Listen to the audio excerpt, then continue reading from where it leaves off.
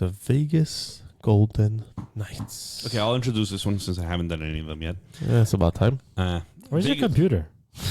Vegas Golden Knights. We had some technical difficulties today, ladies and gentlemen. So apologies for me being on my phone most of the podcast.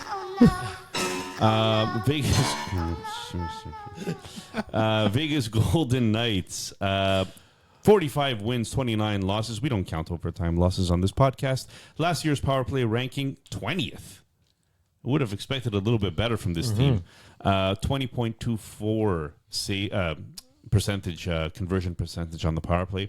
Who's in? Interesting.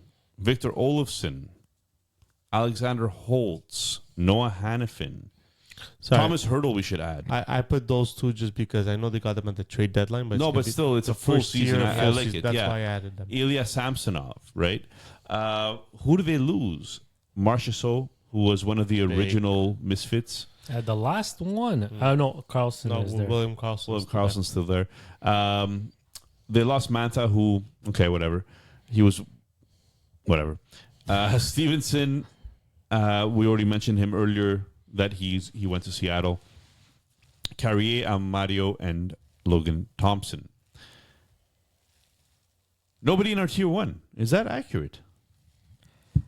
Let me. The only person that can maybe make it is the first player that we have listed, which is Jack Eichel. Who, when we spoke of JT Miller, I think Jack Eichel, since he came in the league, I feel like he's like a forgotten man because there was the McDavid draft, right? And Buffalo was like the team that drafted him was pissed that they didn't get McDavid because they had the best odds and so on. And I just feel like he got a bad rap from the start. Just nobody really cared for him, but he paces for a point per game almost every season, sometimes more. But the key to that point per game is what, Junior? Is that he never plays 82 games. Yeah, that's... Well, I mean, he had a big injury. A big injury that we thought that he might actually not come back to the NHL because of it. And lo and behold, he did come back.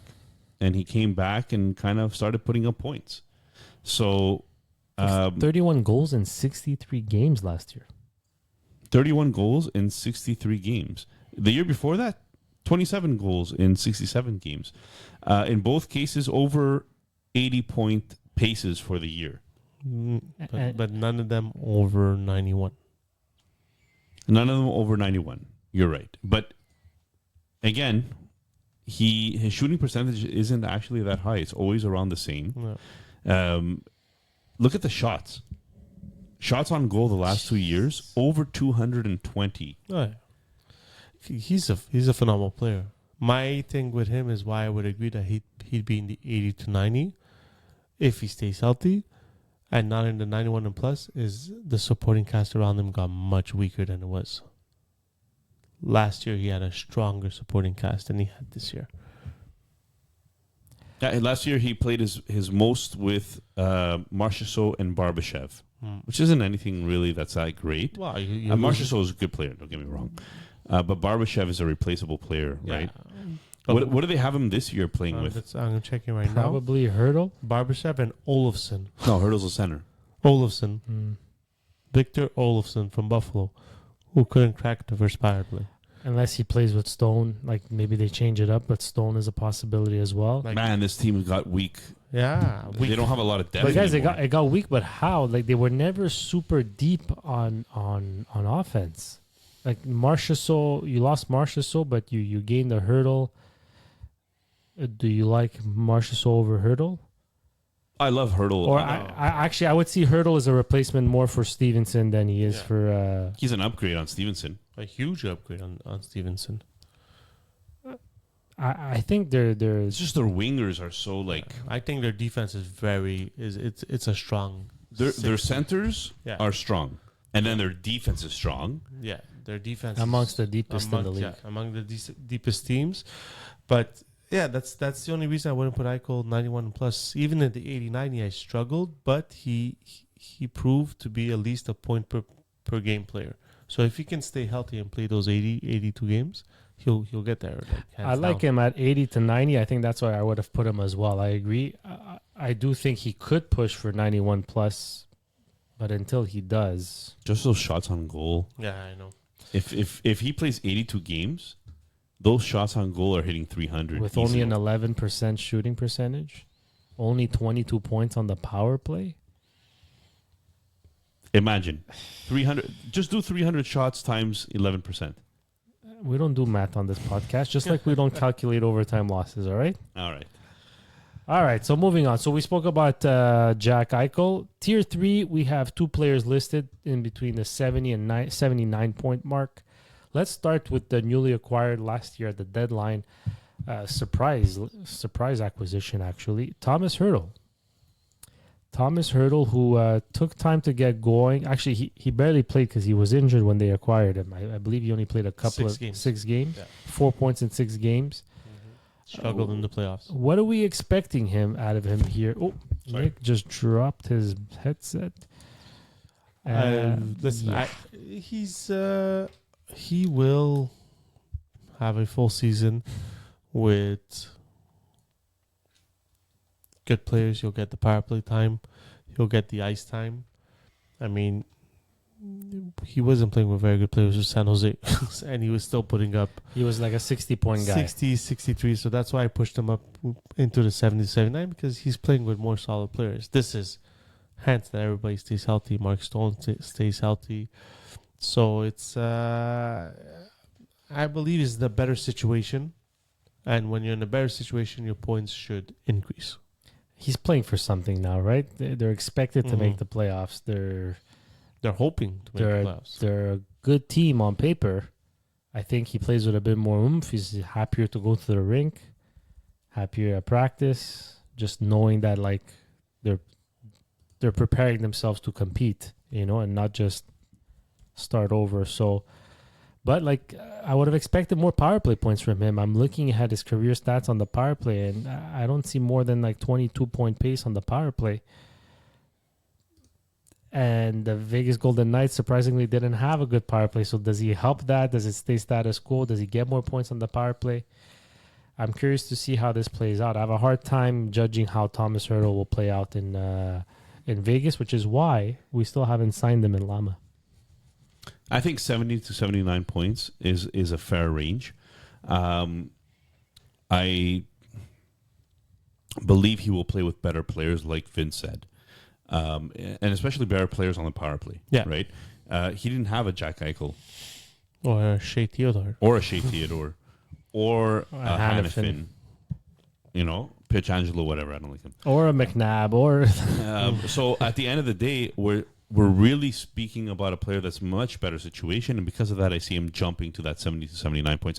He'll never be a point per game plus player. Like I don't ever see him. And somebody that's getting paid the amount of money that he's getting paid, that's where I think Junior is hurting a little bit when you're trying to think of whether I should resign him or not. Is I think he's making 8.5 or 8.4. 8.1, I think, close to 8.1. Yeah, it was. 6.7 here on. But that's because it's retained. That's with retained salary. 8.137. 8.1. So $8 million player. You're hoping that he's getting that 70, closer to the 80 Close to point a mark, per right? game, yeah. That's the only thing that I'll say about Hertl. Oh, look, his last stint with San Jose, his line mates were Kevin Labanc and Jacob Pedersen, or Logan Couture and Jacob Pedersen, or Andres Janssen and Alex Barabanov. So He that plays should so- that should improve because with what's it called? Last year he was with Zadina and Eklund before being traded, but he went automatically on a line with Chandler Stevenson, which is an upgrade on Zetterlund. In the playoffs, played with Stone a little bit. The magic healing powers of Mark Talking Stone. about Mark Stone. He's the next guy on that tier. Do we believe that he can stay healthy and hit the 70 to 79 points? He's Is that a said- quote unquote healthy or Yeah, he's 70. He's 32 years old. he still was pacing for almost a point per game last year. 53 points in 56 games. That spleen that took him 7 months or just to right to Guys, the playoffs. It's just he doesn't. I feel like this is something that we're saying about every Vegas Golden Knight, right? It's like they went out and they purchased these players at a discount because these players are always hurt. Mm-hmm. So discount, I'm saying that, they gave up all their prospects pretty much. Yeah, because once we get to the prospects, let me tell you, yeah, nothing to be excited Slim about in that picking. Vegas team. so they went out and they got these guys. They won a cup, so we can't say that they did anything They did their plan. They wanted incorrectly. Exactly. But you're relying on the regular season to make it to the playoffs. You need these guys to be healthy, because now all of a sudden you're expecting a Holtz to produce, but he never produced Produced in New Jersey. in New Jersey. Maybe he didn't have the opportunity, Junior said, but he's supposedly a very one-dimensional player, and I have him. that and hurts. I have him, and trust me, he had some opportunities with New Jersey, but it never panned out. so if Stone is injured, and all of a sudden you're relying on Holtz only, or if you had it up before. Lines? Yeah, the lines. There's, Yeah, there. William So Karlsson. Dorofeyev is a player that for a long time we had a lot of hope for, but never really made it. Olofsson is a goal scorer but doesn't do anything else. That he might just up on the power play. So there was rumors of Marner going to Vegas. I think that's been pretty much shut down by now. Who are they going to give? But what if they make a move for Patrick Laine? Another loose leaf paper would fit right in. Laine would actually go straight to the top line. Yeah, if with Jack Eichel and Victor Olofsson, or even if he plays with Hurdle and Stone, they're gonna have a legit number one line. I mean, that would be some good scoring depth if he stays healthy. This team will be carried by their D man. Yeah. Their D crew is going to carry this team. So before we close the book on Stone, what are you guys expecting Stone this year? If he stays healthy, he'll hit the 70 to 79, but I don't expect him to play more than 60 games. So tier 4? 60 Yeah. to 60 points, 65 I think points? that'd be a more reasonable one. 'Cause Expectation? I think that's the amount of games he's going to be playing. He won't be playing 82 games. I think because of the lack of depth on offense, he won't be able to miss too many games if these guys have to make the playoffs. So to me, it's that injury that, let's say, gives him leeway to sit out till the end of the year. I think he has to play through it this time around, because if he doesn't... look, last year they almost didn't make it. Yeah. So... Even when they did, they bounced right away. They bounced. I think, look, on pace, 82-game pace, he should be a 70-point guy for sure. All right. Well, goaltending is the other... No, power play defenseman. Oh, power play defenseman. Okay, let's do power play. Shea Theodore is somebody I own, so maybe I shouldn't speak of him, but he is their number one power play defenseman in my books. And Pietrangelo should never speak about the power play again. Not even go close to it. I think he is the player, the defenseman. 98% of the hockey fans are expecting to break out every year. And sometimes because of him, he doesn't himself, because of injuries. And sometimes, like you said, because they have players like Pietrangelo going ahead of him. So I feel because he could be better than the points he's putting up. I mean, he was almost a point per game last year. Yes. He can't do better than he is. It's amazing what he's doing. 42 points in 47 games last year, 41 and 55 the year before, and the year before that, 52 and 78. Okay, but I never heard 60 points. But 41 and 55. Okay, so stay it's healthy. Yeah, okay, but we're talking point per game pace. Almost. Yeah, because you're assuming that's what he's gonna get, but it doesn't mean that they're gonna get point. Right now, all his stats tell me is, okay, he'll get 40 points in 60 games, or 40 points in 45 games. That's all he tells me. That's why I'm saying it. This is the one player that everybody's expecting to break out, and is expecting to. He plays 70 games. He can easily be in tier 4 if he plays 70 games. To me, he broke out. It's just he can't stay healthy for people to admire him more. But 73-point pace, if he would have played 82 games last year, is a great pace. Nick, But his 47 pace is- games only. That hurts. If players get paid on pace, he would have been getting $10 million a year. And he might actually hit that if he does 82 You games this understand? year. But I think it's a contract year for him. Yeah. Hannafin joins the team. Does that take away a little bit? Yeah, he keeps Pietrangelo on the bench. Yeah, I don't think it takes away from Theodore. No, not Theodore. It doesn't take away from Hannafin Theodore. has never been a number one power play guy. He's never been a player that produces that high points wise. He's a great player, and I think Vegas fans should be very, very happy with him. But I don't see him being that 70-point defenseman. Well, in the final games that they've played, both Theodore and Hannafin were on. Were dressed. Hannafin was getting power play one time. Yeah, I think Now, they were testing it out. I don't think they start the year that way, but it does scare me a little bit. Theodore needs to stay healthy. Hannafin has no Yeah. talent on the power play. Theodore stays healthy, he hits that tier 4 of 60 to 69 guaranteed. What do you mean he has no talent? 8 points on the power play last year. No, sorry, 5 points, 8 assists. Point. 5 goals, 8 assists. Yeah. My point. Listen, Hannafin's going to get their 2 PP, but I don't think he... Second power play time, Yeah. yes, I see that. Look, you said it. Theodore has to stay healthy. If he stays healthy, he's the number one power play guy on this team, and it's no questions asked. But Hannafin will be the power play 2 guy, and if Theodore is not there, Hannafin will get more exposure on the power play, and maybe he'll do better than his career best of 15 points. The power play. One last thing. Shea Theodore is on a contract year this year. He is. That has to stay healthy. I love those contract years. Yeah. Nick, talk to us about the goalies. All right. Well, there's two goalies. The One of them goalies. is a Stanley Cup champion. The other one wishes he was. But I kind of see a little bit of a potential of this becoming a 50-50 split because Aiden Hill had a great playoffs that year that he won the cup, and he got paid for it. Yeah. But let's be honest, he hasn't been necessarily that great, considering that Vegas has a very good defense in front of him. He had, and somebody's going to put up the sheet because obviously my computer is not working, so I have no... Yeah, I can't read that. Where's the sheet? Okay, that works. So he played 35... Okay, thank you. 909 save percentage, 2.71 goals against average. That's pretty good numbers. 38th in goal save above expected. So middle of the pack, if not a little bit worse. And the other goalie that they brought in on a very cheap contract is Ilya Samsonov.